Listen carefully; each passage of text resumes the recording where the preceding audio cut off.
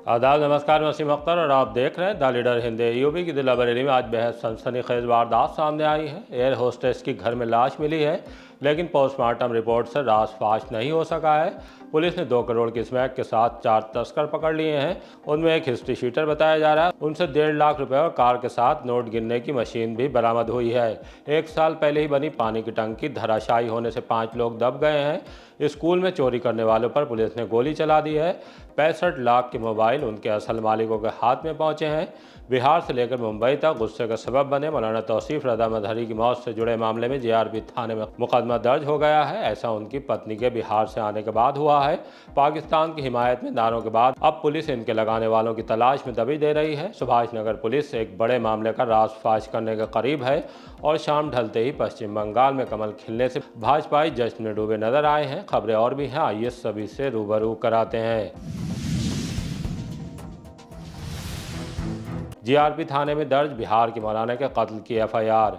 बिहार के मौलाना तौसीफ रजा मजहरी के साथ ताज शरिया के उर्स से वापस लौटते वक्त हुई वारदात के बाद जीआरपी के जंक्शन थाने में मुकदमा दर्ज हो गया है। पुलिस ने धारा 103(1) हत्या की लगाई है। तहरीर में मौलाना की बीवी तबस्सुम खातून ने कहा है कि उनके शौहर को ट्रेन में मारपीट और नीचे धक्का देकर उनका कत्ल कर दिया गया है। तहरीर के मुताबिक तबस्सुम का कहना है उनके पास उनके शौहर का फ़ोन 26 अप्रैल 2026 को रात करीब 9:45 बजे आया था। उन्होंने बताया कि ट्रेन में कुछ लोग पीट रहे हैं। मुझसे कहा कि तुम बरेली के किसी व्यक्ति को फ़ोन करो जो हम लोगों से परिचित हो।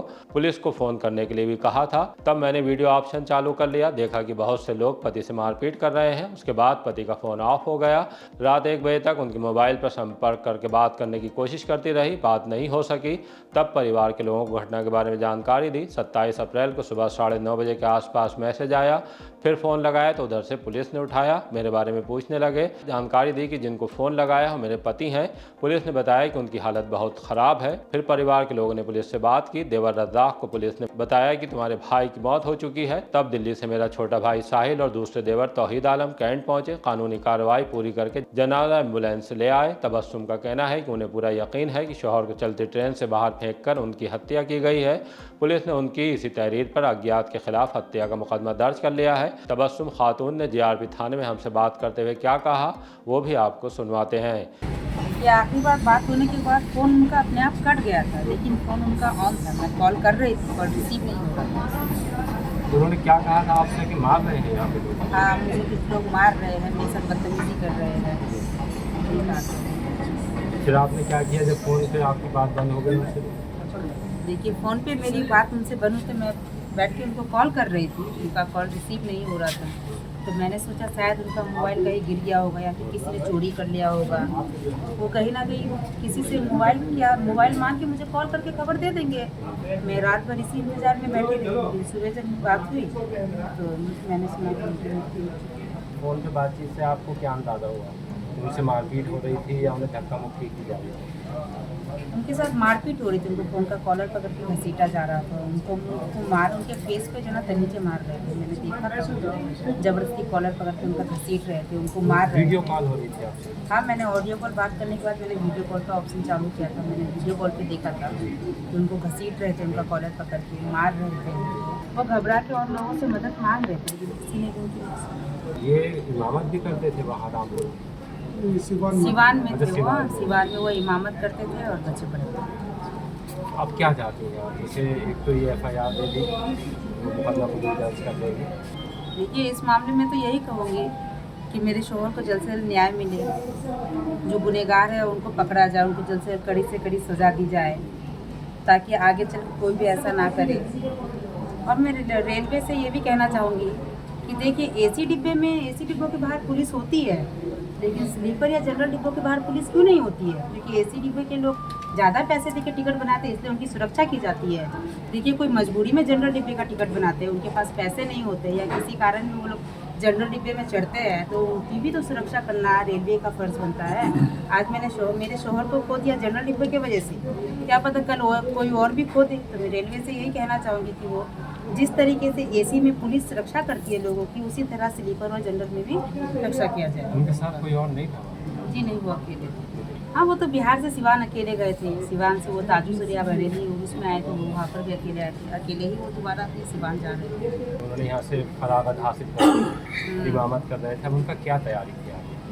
देखिए, जब एक इंसान शादी करता है तो उनकी तो वही है कि वो कमाए, अच्छे पैसे कमाए, उनका घर बारी सब अच्छा हो, आगे उनके बच्चे हो कि उनकी परवरिश कैसे की जाए। हर एक चीज़ के लिए हम इंसानों को बैंक बैलेंस होना ज़्यादा ज़रूरी होता है। अगर जिसके साथ बैंक बैलेंस नहीं है वो आगे चल के कुछ भी नहीं कर सकते, तो कितना इसीलिए वो टाइम हुआ कमाने। शादी को आप? देखिए, हमारी शादी को ज़्यादा टाइम नहीं हुआ है, 19 मई में मेरी शादी को 2 साल पूरे हुए। इस बीच नबीर आला हज़रत तौसीफ़ रज़ा ख़ान ने मौलाना तौसीफ़ रज़ा के साथ पेश आई घटना पर नाराज़गी जताते हुए दोषियों पर कड़ी कार्रवाई के लिए आवाज़ उठाई है। जमात रज़ाए मुस्तफ़ा के राष्ट्रीय उपाध्यक्ष सलमान हसन खान ने कहा है कि जमात मौलाना के परिवार की हर संभव मदद के लिए पूरी तरह से सक्रिय है। एयर होस्टेस की घर में रहस्यमयी मौत से खलबली। सुभाष नगर के रामचंद्रपुरम इलाके में सुबह उस वक्त सनसनी फैल गई जब एयरलाइंस एयर की एयर होस्टेस अपने घर में मृत मिली। 32 साल की भानुप्रिया शनिवार की रात दिल्ली से लौटी थी। सुबह परिजनों ने जगाने की कोशिश की तो जवाब नहीं मिला, ये साफ होने पर कि उनके जिस्म से सांसों की डोर टूट चुकी है। पुलिस को सूचना दी गई। इंस्पेक्टर सुभाष नगर सतीश कुमार नैन टीम के साथ पहुंच गए। फॉरेंसिक टीम को भी बुलाकर जाँच कराई। उसके बाद शव को पोस्टमार्टम के लिए भेज दिया गया। मौत की वजह साफ नहीं होने पर बिस्तरा सुरक्षित कर लिया गया है। इंस्पेक्टर सतीश कुमार के मुताबिक भानुप्रिया इन दिनों तनाव में बताई जा रही थी। उनका ट्रांसफर गुवाहाटी किया गया था। कंपनी की ओर से स्पष्ट कर दिया गया था कि ट्रांसफर नहीं लेने पर नौकरी छोड़नी पड़ेगी। इस कारण वो मानसिक दबाव में थी। पुलिस के मुताबिक भानुप्रिया ने शनिवार रात अपनी एक सहकर्मी को अंतिम कॉल की। उससे भी पूछताछ की जा रही है। शुरुआती जांच में नींद की दवा के ओवरडोज की आशंका है। हालांकि स्थिति विस्तृत रिपोर्ट के बाद ही साफ होगी। भानुप्रिया के पिता का 2022 और मां का 2024 में निधन हो चुका है। वो अपनी मौसी बिंदु देवी और 2 मौसेरे भाइयों के साथ रह रही थी। मकान उनकी मां के नाम था, जिसकी वसीयत भानुप्रिया और उनके मौसेरे भाई के नाम बताई गई है। इंस्पेक्टर सुभाष नगर ने बताया कि मामले की हर एंगल से जांच चल रही है। भानुप्रिया शनिवार रात करीब 8 बजे दिल्ली से घर पहुंची थी। खाना खाने के बाद वो सोफे पर ही सो गईं। रविवार सुबह करीब 7 बजे जब परिजनों ने उठाने की कोशिश की तब उनकी मौत हो चुकी थी। नोट गिनने वाली मशीन के साथ पकड़े स्मैक तस्कर। थाना शाही पुलिस ने बड़ा गुड वर्क किया है। गश्त के दौरान 4 जैसे तस्कर हाथ आए हैं, जिनसे 2 करोड़ की स्मैक, 1.5 लाख रुपए, स्विफ्ट कार, 5 मोबाइल और साथ में नोट गिनने वाली मशीन भी मिली है। इन्हें तुरसापट्टी तिराहे से पकड़ा गया है। वो कार में बैठकर धौरा टांडा की तरफ से आते दिखाई दिए थे।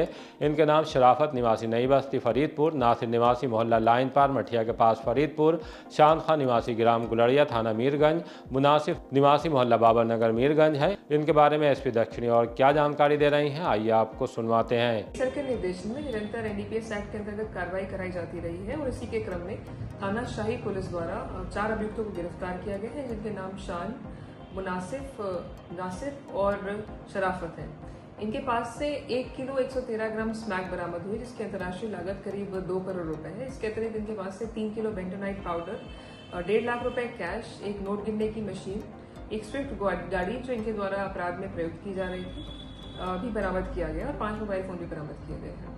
इनमें से 3 अभियुक्तों का पूर्व एनडीपीएस का आपराधिक इतिहास भी है। इनके द्वारा जितनी भी अवैध संपत्ति है जो अवैध मादक पदार्थों की तस्करी से अर्जित की गई है, उसके संबंध में भी जानकारी कर अग्रिम विधिक कार्रवाई कराई जाएगी। स्कूल में चोरी करने वालों पर चलाई पुलिस ने गोली। थाना भोजीपुरा की टीम गश्त पर थी, तब उसका आमना सामना रात 9:45 बजे 2 बदमाशों से हो गया, जिन्होंने कांधे पर 2 बोरियां टांग रखी थी। पुलिस का कहना है कि उन्हें रुकने के लिए कहा गया तो उन्होंने खेतों की तरफ भागते हुए पुलिस पर गोली चला दी। गोली सिपाही दीपक के बाजू को छूती हुई निकल गई। पुलिस ने पोजीशन लेने के बाद जवाबी फायरिंग की तो एक बदमाश जख्मी हो गया। उसका नाम अफसर अली निवासी ग्राम गड़िया पैगंबरपुर थाना हजरतगंज जिला बदायूं है। उससे कुछ दूरी पर उसका साथी भी पुलिस के हत्थे चढ़ गया, जिसने अपना नाम हसीन उर्फ साहिल निवासी ग्राम कुंडरी आश्रम थाना परोर जिला शाहजहांपुर बताया। घायल को इलाज के लिए सीएचसी भेजा गया है। उनसे स्कूल में चुराया गया सिलेंडर, चूल्हा, 10 स्टील की थाली, 2200 रुपये नकद, 315 बोर का तमंचा, 2 कारतूस, 1 खोखा मिला है। एक पर 17 और दूसरे पर 14 मुकदमे पहले से दर्ज हैं। आइए सुनते हैं कि मुठभेड़ को लेकर सीओ हाईवे शिवम आशुतोष क्या जानकारी दे रहे हैं। आज दिनांक 4 मई 2026 को थाना भोजीपुरा जनपद बरेली पुलिस टीम को थाने पर पंजीकृत मुकदमा संख्या 221/26 जो चोरी के संबंध में पंजीकृत किया गया था, इनके अभियुक्तों को गिरफ्तार करने में सफलता प्राप्त हुई है। पुलिस टीम द्वारा जब इन अज्ञात व्यक्तियों को रोकने का प्रयास किया गया तो इनके द्वारा जान से मारने की नियत से पुलिस टीम पर फायर किया गया। जवाबी आत्मरक्षा फायरिंग में इनमें से एक अभियुक्त, जिसका नाम अफसर अली पुत्र अली शेर, जो निवासी थाना हजरतपुर जनपद बदायूं का रहने वाला है, इसके पैर में गोली लगी है। इसके साथ ही कॉम्बिंग की कार्रवाई के दौरान इसका एक साथी जिसका नाम हसनैन उर्फ साहिल पुत्र आस मोहम्मद थाना परवट जिला शाहजहांपुर का रहने वाला है, इसको गिरफ्तार करने में सफलता प्राप्त हुई है। मुठभेड़ के दौरान एक आरक्षी को भी गोली लगने के कारण वो घायल हुआ है। दोनों ही घायल अभियुक्त और घायल आरक्षी को उपचार हेतु सीएचसी भोजीपुरा भेजा गया है। मुठभेड़ के उपरांत इनके कब्जे से एक अवैध तमंचा 315 बोर, 2 जिंदा कारतूस, एक खोखा कारतूस, चोरी का सामान जिसमें एक गैस सिलेंडर, एक गैस चूल्हा, 10 स्टील की थाली और 2200 रुपए नकद बरामद हुए हैं। इन दोनों ही अभियुक्तों का आपराधिक इतिहास है, जिसमें अफसर अली के विरुद्ध 17 मुकदमे पंजीकृत हैं और हसनैन उस साहिल के विरुद्ध 14 मुकदमे पहले से पंजीकृत हैं। इस प्रकरण में अग्रिम विधिक कार्रवाई की जा रही है।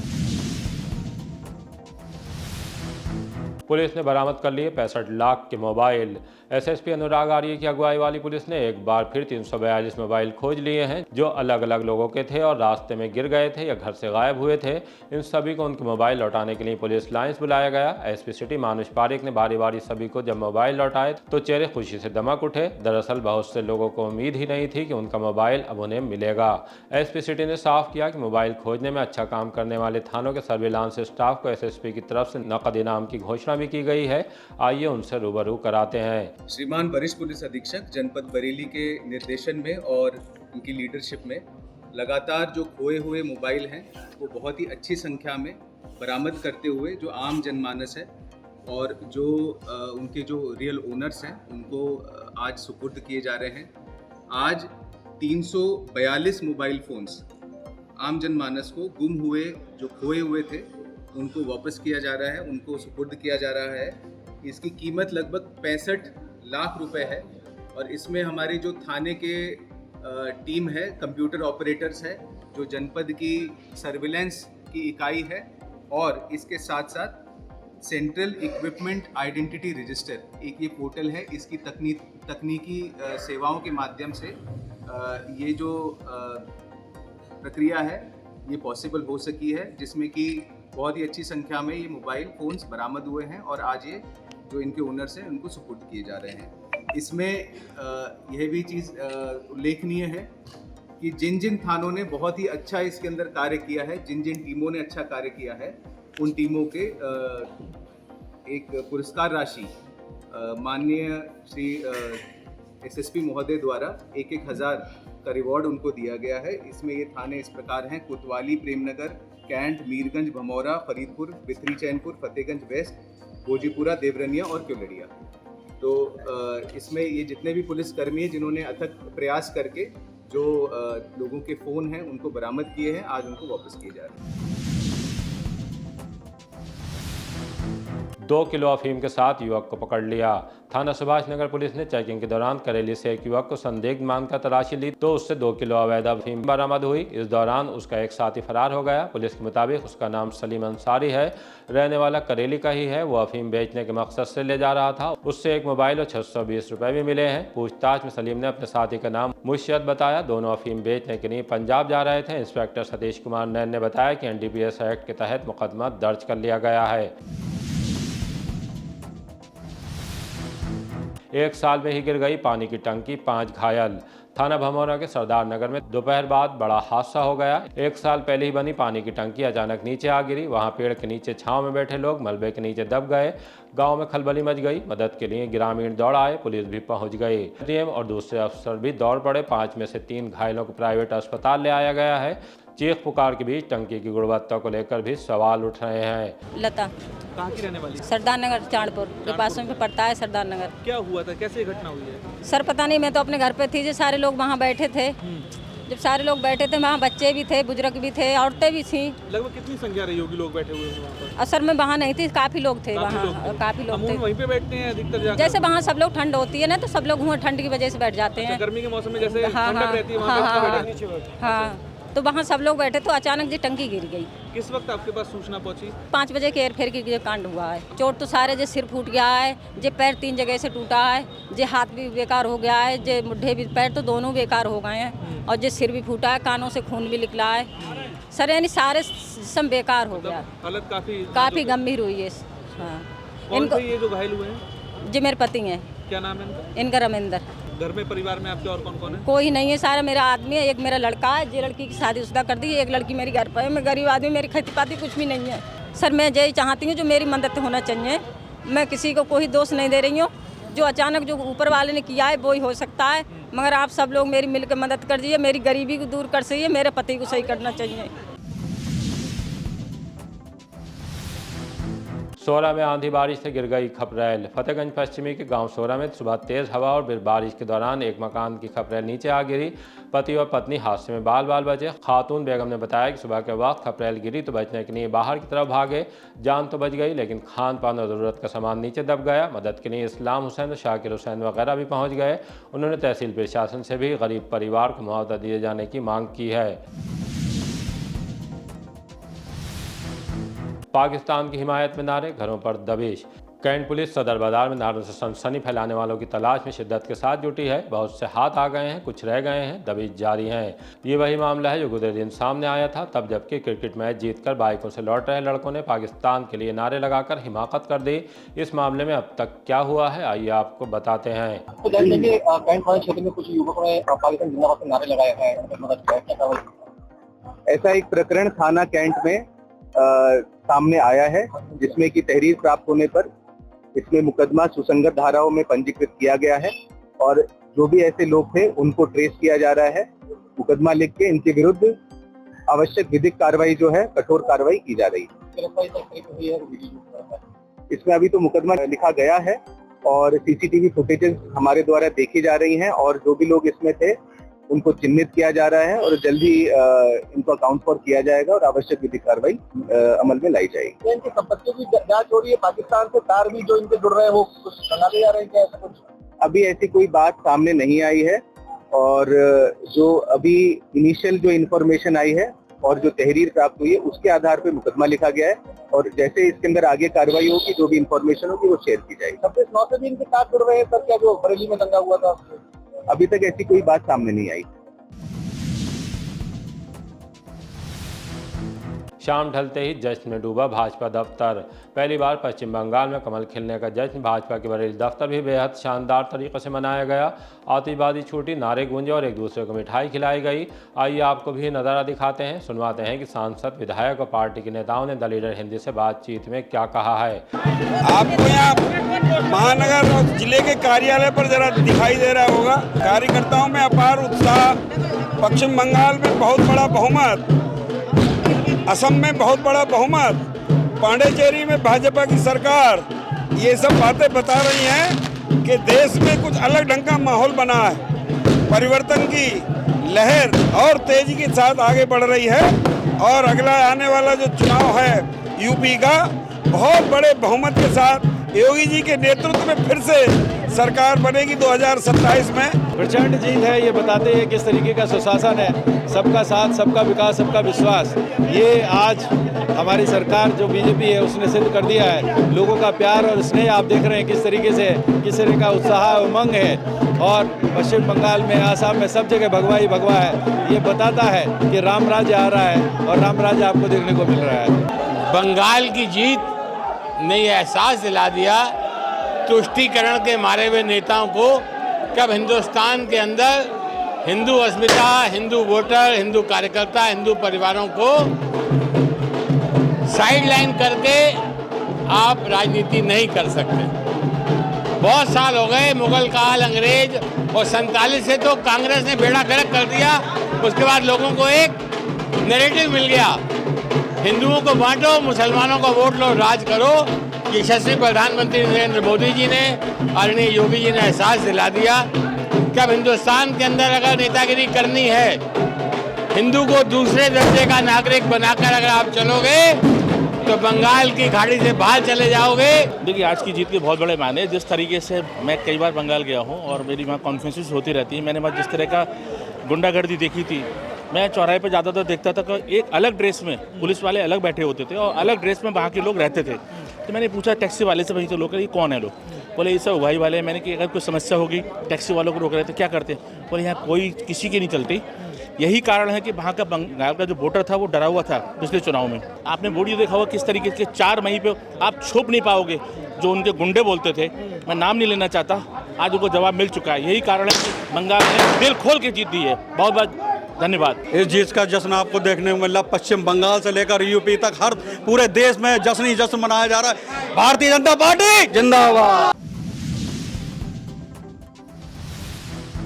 चौपला बदायूं रोड अंडरपास बनाने की मांग तेज। सुभाष नगर में बढ़ती आबादी के मद्देनजर चौपला बदायूं रोड अंडरपास बनाने की मांग जोर पकड़ गई है। इसे लेकर समिति के संयोजक राजेश अग्रवाल की अगुवाई में डीआरएम ऑफिस पहुंचकर ज्ञापन सौंपा गया। बताया कि फ्लाईओवर से शहर के साथ अन्य जिलों के भारी वाहन भी गुजरते हैं, जिससे स्कूल जाने वाले बच्चों की सुरक्षा को खतरा बना रहता है। फ्लाईओवर पर हादसे भी हो रहे हैं, उन्हें देखते हुए अंडरपास का निर्माण जल्द शुरू कराया जाना जनहित में नितांत जरूरी है। बदायूं रोड, स्टेशन रोड और सिविल लाइन जैसे क्षेत्रों के बीच कनेक्टिविटी बेहतर होगी।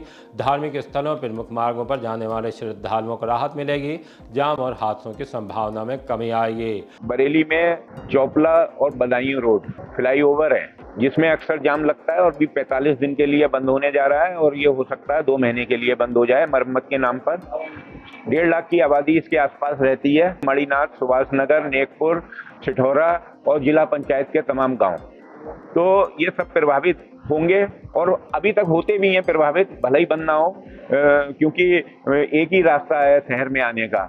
ये फ्लाईओवर पीली कोठी को बचाने के लिए पिछले 2 बार शहीद हुई है। पीली कोठी के चक्कर में फ्लाईओवर गलत डायरेक्शन में बना दिया गया। खैर, अब हम एक प्रशासन को भी जाएंगे, फिलहाल डीआरएम ऑफिस जा रहे हैं। चौपला फ्लाईओवर के नीचे एक अंडरपास की मांग कर रहे हैं। आज ये हमारी शुरुआत है, हम दिल्ली भी जाएंगे, मुरादाबाद भी जाएंगे और प्रशासन पे भी जाएंगे। मैंने देख लिया है, वहाँ फिजिबिलिटी है, अंडरपास आसानी से बन सकता है, बहुत स्पेस है और कोई रास्ता भी डाइवर्ट नहीं होगी।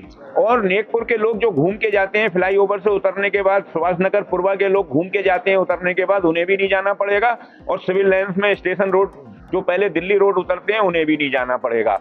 सबको अपने अपने दिशाओं में फ्लाईओवर से जाना पड़ेगा। हमारे कांवड़िए, उन्हें भी फ्लाईओवर के ऊपर नहीं जाना पड़ेगा। तो तपेश्वर नाथ मंदिर, मणिनाथ मंदिर, अलखनाथ मंदिर, तो इसके सबसे भक्त फ्लाईओवर के ऊपर से जाते हैं। छोटे बच्चे स्कूल के फ्लाईओवर के ऊपर से जाते हैं, बुजुर्ग जाते हैं, सब्जी वाले जाते हैं, रिक्शे वाले जाते हैं, उन सबको मुक्ति मिल जाएगी और एक अल्टरनेट व्यवस्था शहर के लिए हो जाएगी। फ्लाईओवर की मरम्मत या बंद होने की स्थिति में एक वैकल्पिक मार्ग उपलब्ध रहेगा। मंजू शर्मा, किरण तोमर, विमला, प्रेम सिंह, सुरजीत सिंह छाबड़ा, सुमित जायसवाल, शोभित सिंह, पंकज कश्यप, छोटेलाल शर्मा, संजीव चौहान इत्यादि मौजूद रहे। सुभाष नगर थाने पहुंचा बेहद चौंकाने वाला मामला। मणिनाथ की एक बुजुर्ग महिला से जुड़ा एक सनसनीखेज मामला थाना सुभाष नगर पहुंचा है। पुलिस उसे खोलने के लिए संजीदगी से काम कर रही है। शारदा यादव नाम की महिला 2 दिन पहले लापता हो गई थी। घर वाले उन्हें सब जगह तलाश कर रहे थे, लेकिन उनका कोई सुराग नहीं लग सका। तब उनके परिजन को एक युवक पर शक हुआ। मामला पुलिस तक पहुँच गया। शारदा यादव के पति जिराज सिंह यादव सरकारी सेवा से रिटायर हुए हैं। उनके भांजे ऋषभ यादव ने बताया कि मौसी के साथ कोई अनहोनी हुई है। हमने इसे लेकर सुभाष नगर इंस्पेक्टर सतीश कुमार ने इनसे बात की, तो उनका कहना है कि महिला की बॉडी को रिकवर करने के प्रयास चल रहे हैं। इसी तरह की ताज़ा अपडेट जानने के लिए देखते रहिए द लीडर हिंदी। विदा लेने से पहले हमारी आपसे गुजारिश है कि हमारी रिपोर्टिंग पसंद आ रही है तो खबरों को शेयर कीजिए और हमारे चैनल को सब्सक्राइब करके हमारा हौसला ज़रूर बढ़ाइए।